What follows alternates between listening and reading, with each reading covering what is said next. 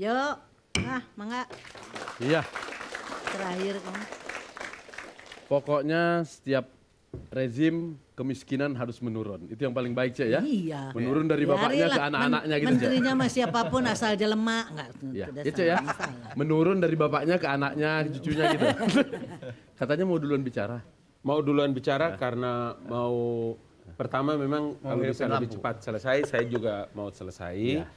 Yang kedua, saya pikir memang yang paling penting dari sebuah sistem perpolitikan dan sebuah sistem tata negara besar seperti Republik Indonesia ini, saya harus jujur mengatakan bahwa semua orang yang diberikan amanah hari ini di pemerintahan, kawan-kawan yang ada di kabinet memang harus fokus.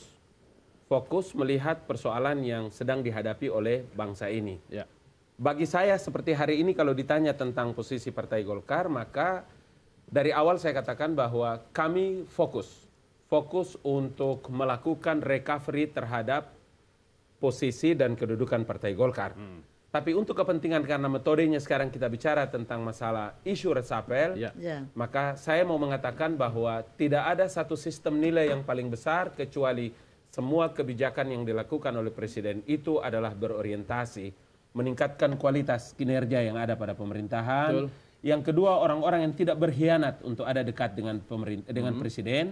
Dan yang ketiga itu adalah memiliki kemampuan secara knowledge yang bagus, leadership yang bagus, manajemen dalam memimpin departemen untuk membackup apa yang sedang dilakukan oleh presiden. Oke. Kalau ini tidak dilakukan, saya pikir sampai 5 tahun akan datang memang kita tidak bisa mendapatkan hasil kerja yang bagus dari sebuah pemerintahan yang luar biasa kemenangannya di pemilu kemarin kan. Kecuali memang publik dan rakyat ini hanya disuguhkan sebuah kegaduhan partai politik dan macam-macam termasuk yang sedang dilakukan oleh Indra J. Piliang ini. Oke, Bu Toto, kalau Mentang-mentang masuk kabinet. komponennya atau faktornya yang disebutkan tadi itu meningkatkan kinerja, saat ini yang Anda lihat apakah ada kementerian yang harus diganti? Menteri. Menteri ya, sorry. Akhirnya kita terjebak pada gosip politik didasarkan pada subjektivitas masing-masing orang. Kenapa saya katakan gosip? Kita akhirnya ketika ditanya memiliki KPI yang berbeda-beda, key performance indicator yang berbeda-beda. Ini yang berbahaya, yang menyebabkan setiap isu reshuffle itu layaknya sebuah politik infotainment. Saya termasuk pengamat yang agak menghindari pembicaraan mengenai reshuffle sampai kemudian permasalahan nama atau penilaian. Karena ketika kita bicara konsep manajerial dalam sebuah organisasi modern, bagaimana kemudian manajemen di level atas itu bisa konsisten terhadap apa yang disepakati sebagai indikator kerja dan kemudian menilai secara konsisten berdasarkan indikator yang sudah disepakati. Bukan berdasarkan gosip atau indikator yang bisa berubah-berubah. Itu yang menurut saya menjadi pertanyaan menarik. Apakah patut untuk terus disembunyikan dan hanya kemudian dibaca oleh seorang presiden semata? Atau jangan-jangan ada sebuah budaya baru untuk dilakukan sebuah transparansi. Sehingga kemudian evaluasi ini betul-betul bukan hanya menjadi milik prerogatif presiden dalam arti sempit. Tapi betul tetap menjadi prerogatif presiden dalam konteks pengambilan keputusan. Tetapi bagaimana pengevaluasiannya itu juga tetap bisa diawasi oleh publik. Itu yang menurut saya harus dipikirkan sebagai sebuah budaya baru. Kalau tidak, dari zaman Ibu Mega sampai zaman Pak Jokowi dan mungkin 2019 sampai mendatang, kita akan terus-menerus berputar dalam isu-isu layaknya politik infotainment seperti ini. Baik, Bu Indra? Saya kira sekarang justru saya banyak di dalam ya. Saya ikut pansel, panitia seleksi eselon 1, eselon 2 di Kementerian Kelautan Perikanan. Udah 8 bulan di sana, sampai sekarang belum selesai. Gitu. Artinya menteri-menteri juga strukturnya baru, Kemenpora baru dapat aja. Kenapa saya katakan Kemenpora, bukan menterinya ya. Kenapa? Karena kesulitan menterinya, karena perpresnya baru terbit. Jadi selama setahun nggak bisa melakukan, karena nunggu dulu. Kita mau seperti apa nih? Nunggu. Anggaran juga. Bagaimana anggaran mau jalan sementara pejabatnya belum ada. Masih PLT gitu. Jadi sekarang sebetulnya hampir setiap minggu ada reshuffle. Reshuffle siapa? Eselon 1. Lewat TPA. Tim penilai akhir yang dilakukan oleh presiden, wakil presiden dan lain-lain gitu. Dan ini juga orang-orangnya presiden. Menurut undang-undang ASN sekarang, eselon 1 itu kenapa harus presiden yang memilih bersama tim 7 itu? Itu karena inilah orang-orangnya presiden di jajaran birokrasi. Baru kemudian eselon 2 itu orang-orangnya menteri. Artinya reshuffle. Kalau menurut saya, lalu kemudian kita ubah lagi di puncaknya, ini akan berubah lagi ke bawah. Oh, saya nggak suka. Saya nggak suka pejabat eselon 1 yang kemarin dipilih oleh menteri kemarin. Karena dia orang menteri itu. Misalnya, ini justru akan membuat jarak lagi antara menteri baru dengan jajaran eselon 1-nya. Nah, justru dengan cara seperti ini menurut saya politik itu sekarang apa gitu. Ini kan cuma masalah kita cara berkomunikasi, memperbaiki diri. Nah, terakhir, saya kok tidak melihat selama 1 tahun terakhir ini Presiden cuti. Nggak pernah istirahat. Kalau Pak SBY masih nyanyi kan. Ya. Dan nyanyi, main gitar, nulis puisi saya lihat. Kemudian ketika bertemu dengan Presiden juga waktu di sana Ya, istirahat Bung Hatta, adalah menikmati pantai. bukan di sana Bung Hatta di Bukit Tinggi. Jangan juga terlalu ekstrim. Maksud saya duduk dengan sarung di pantai istirahat. Bangsa ini kok selalu menembakkan semua peluru yang Kepada dimiliki presiden. terhadap presiden gitu. Sehingga presiden ini tidak kelihatan rileks. Nah, coba sesekali misalnya main bola, presidennya main bola minta dan kita sama Ngabalin. Lepas sama burung Ngabalin. istirahat, Lepas kodok, sama Ngabalin. gitu. Artinya kita Di pinggir coba danau menghadirkan sesuatu yang menarik. Sehingga Lepas burung. politik itu tidak gaduh gitu. Dan Baik. politik sekali lagi politik harus gaduh. Harus gaduh. Politik harus gaduh. Kalau enggak publik nggak Ada dapat hal apa-apa. penting yang harus Indra jawab ke publik terkait dengan metodologi yang teman-teman pakai dalam memberikan track record penilaian terhadap kabinet. Itu satu. Oh, iya. Itu adalah pelajaran publik. Iya. Bagi orang belajar di kampus, saya menganggap itu penting. Sistem teori yang dipakai. Sebab kalau nanti Anda tidak melakukan pertanggungjawaban kepada publik, jadi itu fitnah. artinya nanti pertama fitnah. Nah. Yang kedua memang ada kekhawatiran terhadap kemungkinan masuk dalam agenda resapel. Dan yang ketiga mencederai kawan sekamar, kawan seperahu, kawan sekapal. Tadi saya sudah itu tidak jelaskan. bagus. Sebetulnya Pak Ngabalinnya nggak menyimak. Tidak, Yang kita lakukan evaluasi ini itu bukan kinerja, itu jelas itu. Bukan kelembagaan. Ini penting dijawab supaya metodologinya. Maman PKB dan Nasdem Enggak, itu agak sudah. tenang. Kalau Sudah, saya kan sudah. tidak ada urusan Metodologi dengan tetap itu. tunggu. Rame. Kenapa? Metodologi tetap nunggu. Tetap perlu. Jadi Gimana? Sudah dijelaskan. Tetap perlu Tadi kan sudah puas. Gimana bukan, sih? saya setuju bahwa yang dinilai adalah institusi, kementerian. Tetapi transparansi tentang metodologi, Itu nggak ada. bahkan forensik data dan sebagainya. Itu tidak ada. Belum. Ada. Itu Bagaimana dipertanyakan Kejaksaan Agung, dipertanyakan oleh Menpora dan sebagainya. Bukan. Pada intinya kita menunggu itu.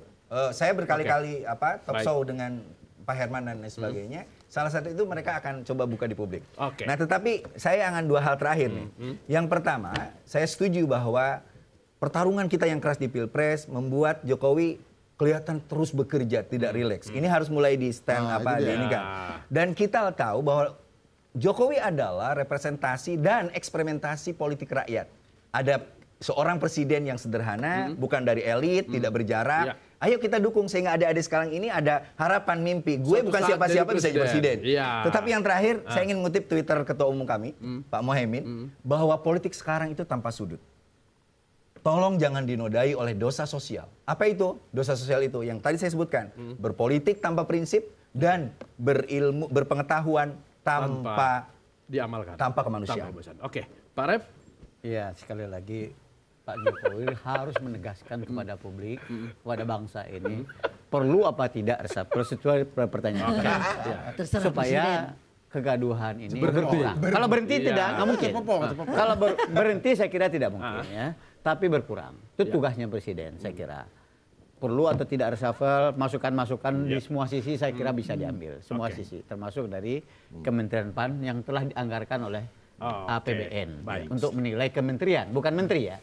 Kementerian itu adalah Jadi hak boleh-boleh aja kementerian. menilai mereka. Ya. Ya. Tapi masalahnya tadi mungkin masalah Metodologi. timing Oke, atau waktunya mungkin kurang tepat dia menyampaikan kepada publik. Selama ini sebelum itu dilakukan itu juga sekjen. Mungkin karena hangat reshuffle Lagi hangat jadi reshuffle. jadi hangat reshuffle jadi dikaitkan dengan Dikaitkan. Atau kita undang rapat nggak datang. Ya. Ini saya. Kalau sekiranya Nasdem kena lagi di kemarin edisi 1 kena.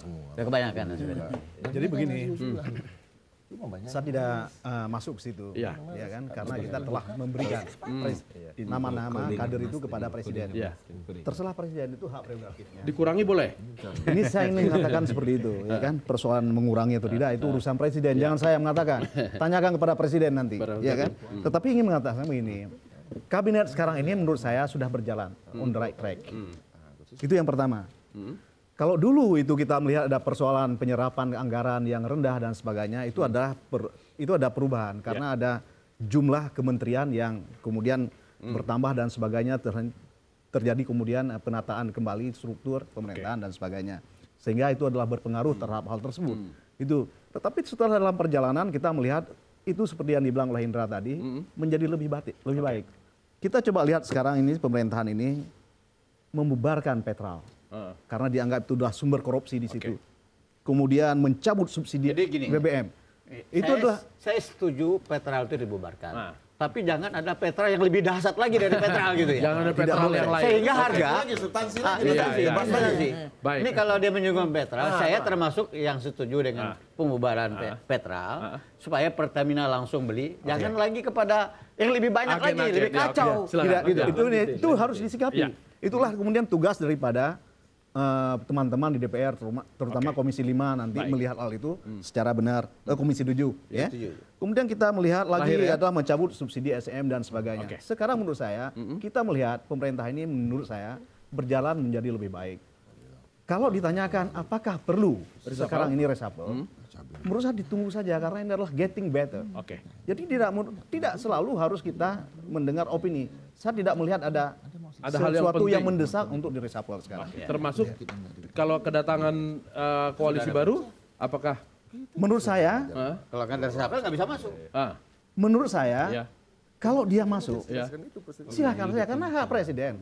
Tetapi saya akan mengatakan tadi Jangan kurangi kursi partai. tidak saya tidak Jadi mengatakan. Tetapi saya mengatakan kalau nggak ada tidak reshuffle nggak bisa masuk. terlalu mendesak karena sekarang menjadi lebih baik. Baik, oke. Ya, Cek, Kita terakhir. sampai kepada ujung. Betul, Cek. Berapa menit untuk Cepopong? 2 menit. 2 menit. Oke. Ini seru ini. Ya, mangga. Ya. Boleh berbusa-busa sebelah sini. Boleh berbusa-busa sebelah sana.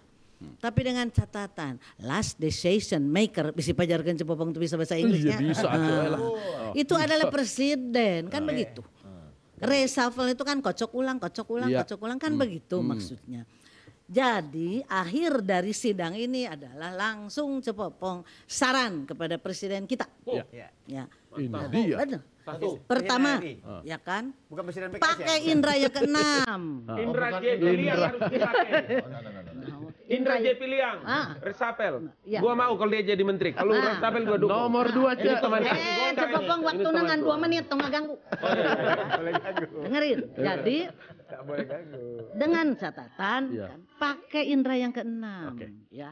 Memang beliau harus dengar yang baik, lihat yang baik, tapi tetap indra yang ke-6 itu harus dipakai. Dengan apa? Tahajud atuh.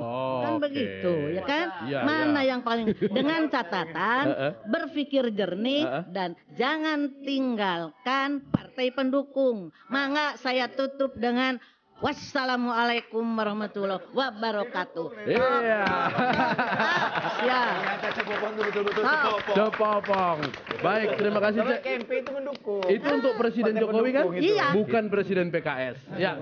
Baik, sampai di sini polemik malam ini. Mudah-mudahan didengarkan dengan jernih, kemudian mengambil kesimpulan secara jernih untuk kinerja kabinet yang lebih baik, untuk Indonesia yang lebih baik. Latif Siregar, pamit.